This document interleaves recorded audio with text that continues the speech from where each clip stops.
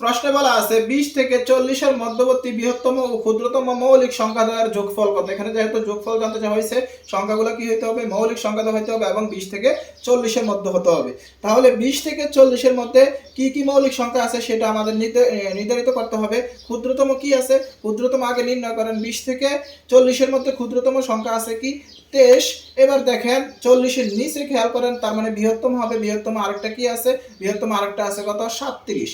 তার মানে এই দুইটা হলো, এটা হলো বৃহত্তম, এটা হলো ক্ষুদ্রতম। এই দুইটাকে যোগ করেন তাহলে তো ফলাফল চলে আসবে 23 আর 37 যখন যোগ করবেন তাহলে ফলাফল আসবে কত, 60। তার মানে এই যে 20 থেকে 40 এর মধ্যবর্তী বৃহত্তম ক্ষুদ্রতম মৌলিক সংখ্যা দ্বয়ের যোগফল হলো 60। এভাবে আপনারা খুব সহজে এমন ধরনের প্রশ্নগুলো সমাধান করতে পারবেন। এখন যদি আমি আপনাদেরকে কোশ্চেন করি যে সংখ্যা দ্বয়ের গড় কত, এই যে 20 থেকে 40 এর মধ্যবর্তী বৃহত্তম ক্ষুদ্রতম মৌলিক সংখ্যা দ্বয়ের গড় যদি নির্ণয় করতে হয় তাহলে কিভাবে নির্ণয় করবেন এবং গড় কত সেটা অবশ্যই কমেন্টে জানিয়ে যাবেন।